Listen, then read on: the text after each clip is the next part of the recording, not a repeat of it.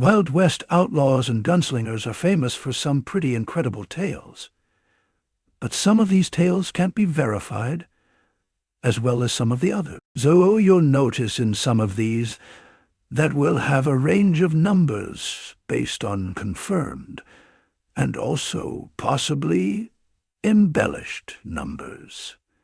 Please enjoy. Robert Clay Allison, also known as Clay Allison, was a notorious figure in the American Old, born on September 2nd of 1841. He was the fourth of 9 children of Jeremiah, Scotland Allison, and Maria Ruth Allison. His father was a Presbyterian minister who raised cattle and sheep to support the family. Clay worked on his family farm near Waynesboro, Tennessee, until he enlisted in the Confederate Army at the age of 20. During the American Civil War, Clay enlisted in the Confederate States Army with Captain W. H. Jackson's artillery battery on October 15th of 1861, however. He was medically discharged 3 months later due to an old head injury hindering his ability to serve. Clay then re-enlisted on September 22nd of 1862, this time with the 9th Tennessee Cavalry Regiment, where he served under the Confederate Wizard of the Saddle, General Nathan Bedford Forrest. He surrendered at Gainesville, Alabama, with Forrest men on May 4th of 1865, at the end of the war. After being held as a prisoner of war briefly, he and the other soldiers were paroled on May 10th and allowed to return home. Once back home, Clay was involved in several violent confrontations. A popular story relates that a corporal from the 3rd Illinois Cavalry arrived at Allison's family farm with the intention to seize it. After a confrontation and the breaking of his mother's vase, which had been an anniversary present to her from his father, Clay took a rifle from the house and killed the man. Whatever the reason, Clay, along with his brothers Monroe and John and sister Mary, and her husband, Louise, soon moved west. In New Mexico towns of Cimarron and Elizabethtown, Clay began to develop a reputation as a dangerous man during the Colfax County War. In the fall of 1870, a man named Charles Kennedy was being held in a local jail in Elizabethtown, accused of going mad and suspected in the disappearance of several strangers and his own son. A mob led by Clay Allison broke into the jail, took Kennedy from his jail cell, and hanged him. When Kennedy's house was later searched, the bodies of those missing, including his son, were found. Allegedly, Clay Allison cut off the man's head and carried it in a sack for 29 miles to Cimarron, where he placed it on display on a pole in front of St. James Inn. He believed himself fast with a gun, but this changed when he was outdrawn in a friendly competition with Mason Bowman. Bowman and Clay had become friends, and Bowman helped Clay improve his fast draw skill. One of the most famous incidents in Allison's life occurred on January 7th, 1874. Allison killed a notorious gunman named Chunk Colbert, who had already killed 7 men by that time. The 2 men had raced their horses and entered the Clifton House, an inn located in Colfax County, New Mexico, where they sat down for dinner. During their meal, Colbert suddenly drew his pistol and attempted to shoot Allison. However, the barrel of his gun struck the dinner table, allowing Allison to draw quicker with his own revolver. He fired 1 shot, which struck Colbert in the head. When asked later why he accepted a dinner invitation from a man who likely tried to kill him, Allison replied, "And this is so badass, quote, because I didn't want to send a man to hell on an empty stomach." This incident only added to Allison's reputation as a deadly gunslinger. Another violent encounter occurred during the Colfax County War, when Allison allegedly led a lynch mob to kill Cruz Vega, who was suspected of murdering Reverend F.J. Toll. Vega was hanged from a telegraph pole near Cimarron. Vega's family members, led by his uncle Francisco Grigo, began making threats of revenge. They went to Lambert Inn, where they confronted Allison and accused him of taking part in the lynching. Grigo reached for his revolver, but Allison was faster and shot Grigo twice and killed him. Allison was charged with murder, but the shooting was ruled a self-defense. Allison's reputation as a deadly gunslinger had grown over the years, and he was involved in many other violent incidents. In December of 1876, he and his brother John were involved in a gunfight with a constable and his men in Los Angeles, Colorado. John was hit 3 times, and Clay fired 4 shots, killing the constable. The Allison brothers were arrested and charged with manslaughter, but again the charges were dismissed, as the constable had initiated the gunfight. Clay Allison died on July 1st of 1887. There is some mystery to his death. Some say he was trampled by his own horse while he was drunk, but others have been saying that he was shot by a hired killer. Thomas Horn, Jr., also known as Tom, was born on a family farm in rural northeastern Scotland County, Missouri, in 1860. At the age of 16, Tom left for the American Southwest, where he was hired by the U.S. Cavalry as a civilian scout, packer, and interpreter under Al Sieber during the Apache Wars. He quickly provided himself as a capable scout and rose through the ranks. During one instance, the army was ambushed by Apache warriors as they were crossing the Sibiku Creek. The officers in charge of their squad, Captain Edmund Hintig, was killed instantly, and the men became pinned down under overwhelming fire. In a desperate attempt to repel the attack, Sieber ordered Tom and another scout by the name of Mickey Free to break away and return fire from a hill. Together with the soldiers, the men managed to repel the attack. Tom and Sieber also participated in the Battle of Big Dry Wash and gained recognition when they slipped through the banks opposite of the Apache line and provided cover fire for the cavalry, killing a number of Apache warriors. Tom, a respected scout, known for going out alone on reconnaissance missions and helping track down Geronimo's major stronghold. By November of 1885, he earned the position of Chief of Scouts under Captain Emmett Crawford in Fort Bowie. However, during one operation, Tom's camp was mistakenly attacked by a Mexican militia, and he was wounded in the arm during the shootout, which resulted in Crawford's death. On September 4th of 1886, Tom was actually present at Geronimo's final surrender and acted as an interpreter under Charles B. Gatewood. Tom allegedly killed his first man in a duel, a second lieutenant in the Mexican army, as a result of a dispute over a prostitute. After the war, Tom used his earnings to build his own ranch in Arizona. His ranch consisted of 100 cattle and 26 horses, and he also laid claim to the Deer Creek mining district near the canyon. Unfortunately, cattle thieves stormed his ranch one night and stole all of his stock, resulting in a tremendous loss and bankruptcy. This incident marked the start of Tom's hatred and disdain for thieves, which led him to entering the profession of range detective. Tom Horn took jobs as a prospector, ranch hand, and rodeo contestant, but he is most notorious for being hired by numerous cattle companies as a cowboy in hired gun to watch over their cattle and kill any suspected rustlers. Tom developed his own means of fighting thieves.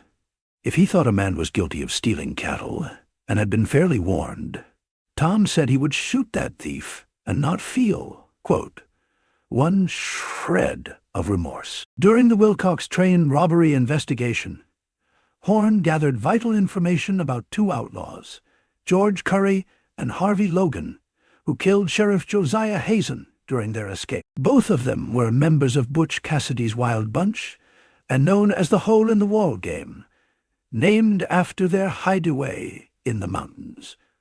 Horn relayed this information to a man named Charlie Sirigo, who worked on the case for the Pinkertons. Horn joined the U.S. Army to serve during the Spanish-American War and was the chief packer for the 5th Corps.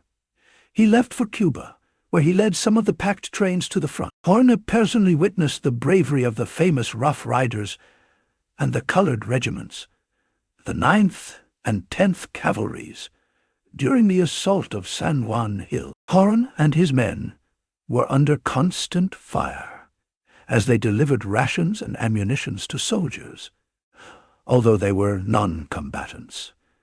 During his time in Cuba, Horn contracted yellow fever, which led to him being bedridden and deemed unfit for combat. On returning, he returned to Wyoming and began working in 1901 for a wealthy cattle baron named John C. Cobble, who belonged to the Wyoming Stockmen's Association. Tom Horn's story takes a turn when a man named Kells Nickel was shot and wounded, along with 60-80 of his sheep.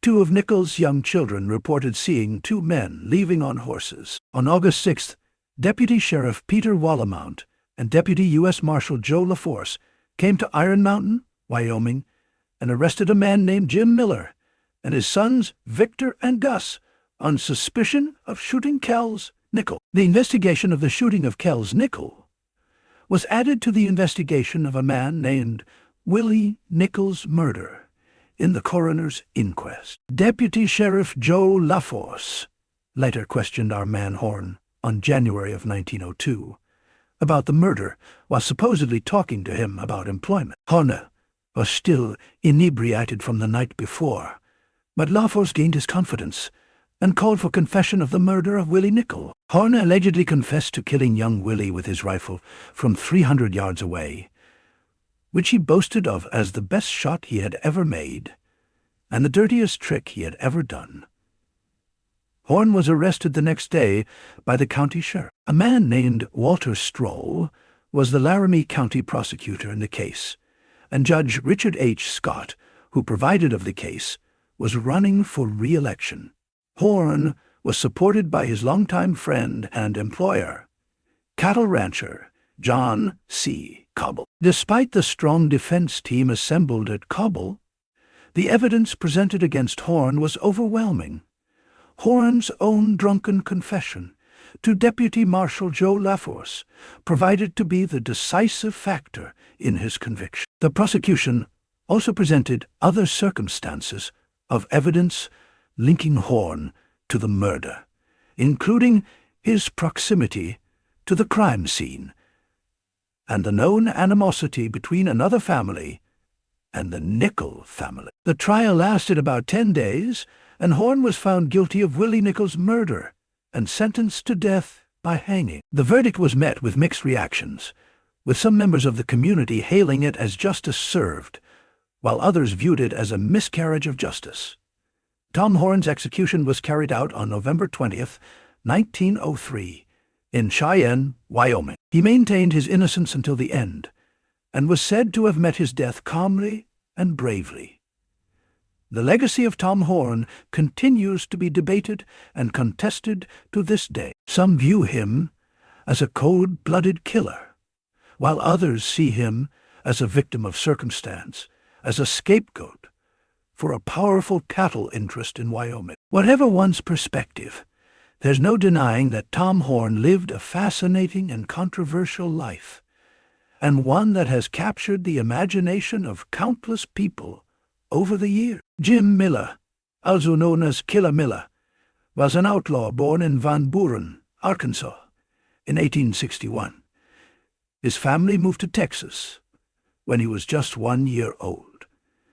Miller's life of crime began with the murder of his sister's husband, a man named John Coop, in 1880. Coop was found dead in his bed with a shotgun blast, and Miller was soon arrested since he was known to hate his brother-in-law. Although he was sentenced to life in prison, his attorneys took the case to the Texas Court of Appeals, and the conviction was overturned on a technicality.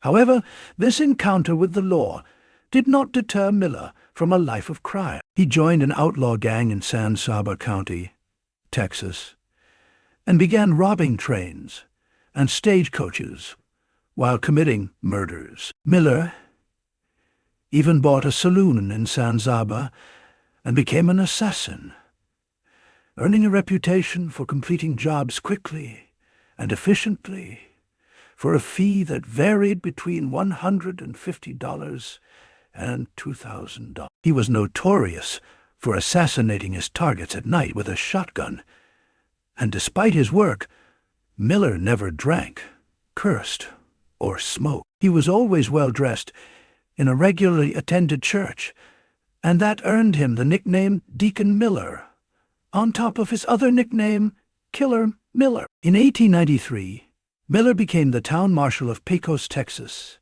and earned a reputation for killing Mexicans. Claiming that they were trying to escape, he then began a feud with the Pecos sheriff, George Bud Frazier. Frazier contacted the Texas Rangers to intercept Miller's plans to shoot him when he returned to town, resulting in Miller's arrest to conspire to kill the sheriff. However, Miller managed to avoid conviction by having his henchmen track down and kill all of the witnesses.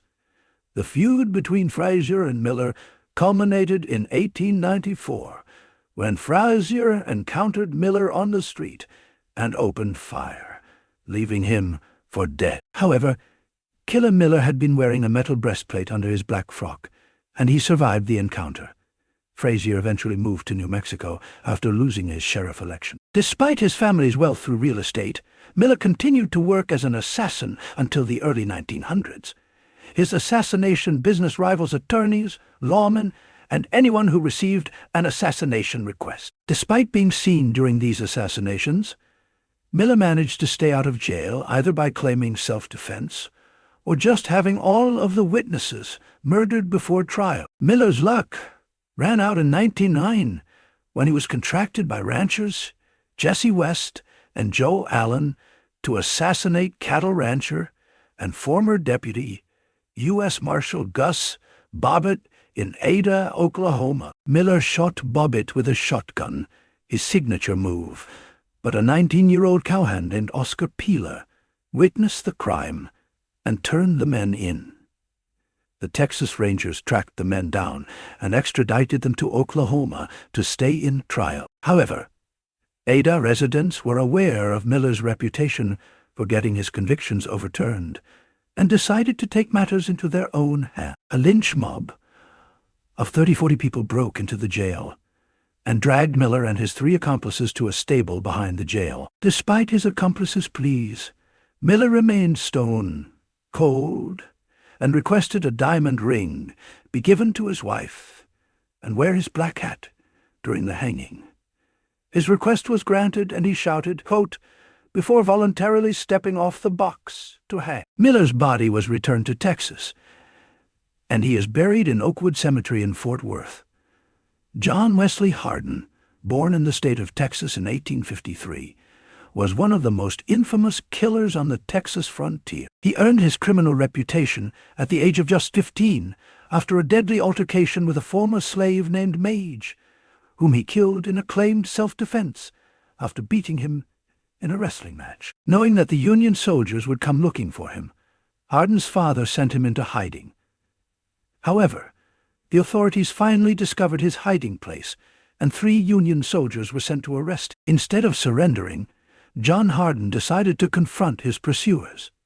He stated, quote, I waylaid them, as I had no mercy on men whom I knew only wanted to get my body to torture and kill. It was war to the knife for me, and I brought it on by opening the fight with a double-barreled shotgun and ended it with a cap-and-ball 6-shooter. Thus, it was by the fall of 1868 I had killed 4 men and was myself wounded in the arm. After this encounter, Hardin became a fugitive, traveling across Texas while drinking, gambling, and killing.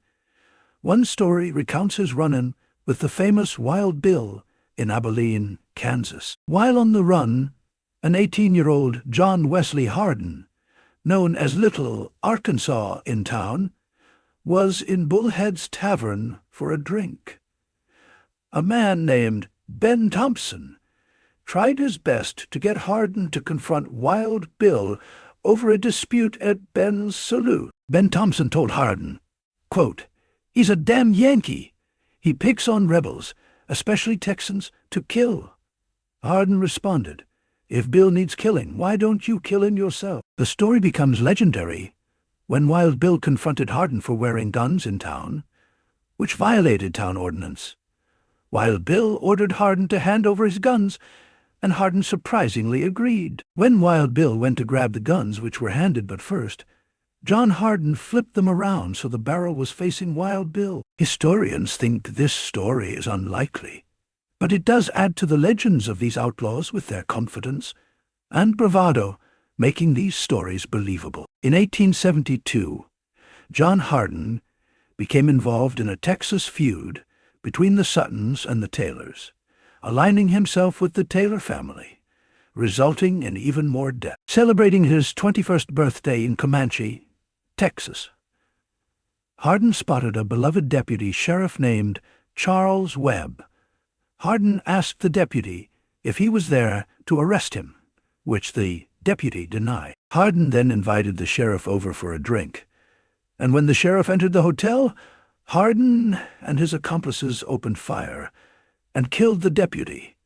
The murder of Charles Webb did not go unpunished. Governor Richard B. Hubbard offered a reward for Hardin's arrest, and the Texas Rangers intercepted the letters that Hardin was sending to his family, discovering that he had fled to Florida. In 1877, the Texas Rangers caught up to Hardin and placed him under arrest.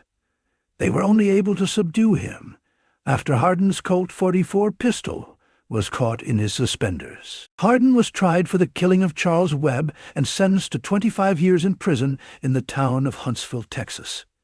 While in prison, Hardin began studying theology and wrote an autobiography that's said to be wildly exaggerated. In 1894, Hardin was released from prison after serving 17 years of his 25-year sentence. He moved to Gonzales, Texas, where he passed the state bar exam and obtained his license to practice law. On a scorching day in August of 1895, the notorious gunslinger John Wesley Hardin met his end in a saloon in El Paso. The day started with an altercation between Hardin's acquaintance and a local lawman named John Selman Jr. Hardin.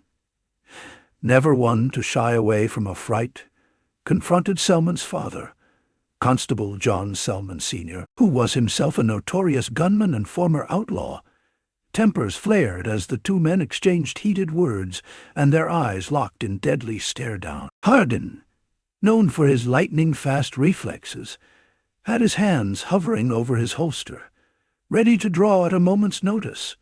But Selman Sr. was faster. In a split second, he drew his own gun and fired a shot that hit Hardin in the back of the head. The saloon erupted in chaos as people scrambled for cover, their ears ringing with the sound of gunshot. Hardin, lying on the floor in a pool of his own blood, muttered his last words. Quote, "It was a chilling reminder of a man's love for gambling and his reckless disregard for his own safety." Selman Sr. was later acquitted for murder, but his own life would come to an end just as violently as Hardin's. As for Hardin, he was a notorious gunslinger who is said to have killed 27 men, though himself claimed to kill 42 men before his death. Today, he lies buried in El Paso, his legacy as a ruthless killer, an outlaw still haunting the town to this day. The history of John Kingfisher is a little bit of a mystery. We know some things about John Kingfisher, but his kill count is kind of disputed. I'm going to give you a quick background to the story, but at the end, I'm going to tell you why it's a little more disputed on his kill count, and why I think it's so much higher than the rest of them. Kingfisher was born in October of 1853 in Collin County, north of Dallas, Texas.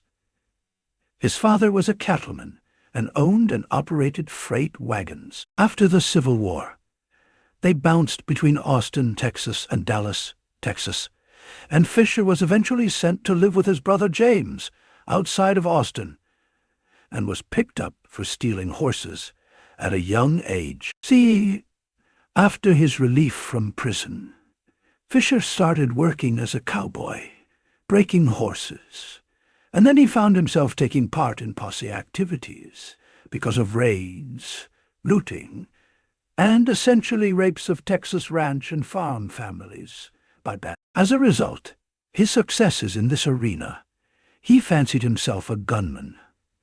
Fisher became proficient with a gun and started running with a band of outlaws that frequently raided into Mexico. A dispute arose within the group over how the spoils and loot would be divided, leading to a shootout where Fisher managed to kill 3 of his fellow bandits. Fisher then took over as the leader of the gang and killed 7 more Mexican bandits over the next several months. In 1872, Fisher bought a ranch on the Rio Grande near Eagle Pass in Maverick County on the Mexican border. He used this ranch as his gang's base of operations, and even placed a sign on the road that read, "This is King Fisher's road. Take the other one." Fisher mostly raided and wrestled cattle across the Mexican border during this time, committing acts of violence and theft against Texas settlers. By the late 1870s, Fisher had gained a reputation for being fast with his gun. He served as deputy sheriff, of all things, and later as acting sheriff of Uvalde County in Texas between 1881 and 1883. During his time, he trailed 2 stagecoach robbery suspects, Tom and Jen Hannum, to their ranch near Leakey in Real County, Texas. Tom resisted, and Fisher shot and killed him. Jim surrendered and was taken into custody along with the stolen loot from the robbery. Fisher's life actually took a tragic turn in 1884 when he attended a play with his old friend Ben Thompson, a gunfighting gambler in San Antonio, Texas. Thompson was unpopular in San Antonio as he had earlier killed a popular theater owner named Jack Harris, leading to a feud between Thompson and friends of the killed theater owner. Fisher and Thompson were ambushed and murdered after the play at the theater on March 11, 1884. Fisher left behind his wife, Sarah, and 4 daughters. The reason I say his kill count is disputed is we think we know that he has killed 26 people during his time as an outlaw bouncing between Mexico and Texas. But interviewed before his death, they talked about the notches that he had on his pistol, and when asked, they said, "What are those notches?" And King Fisher says, "These are the men I've killed, and I don't count Mexicans I've killed." So, in one of the earlier parts of this video, when I put 26 to 37 plus, we think he's killed 36, but he had 37 notches on his, not counting the people from Mexico that he's killed. So we don't know the true story to that. He's not as well known as some of the other ones.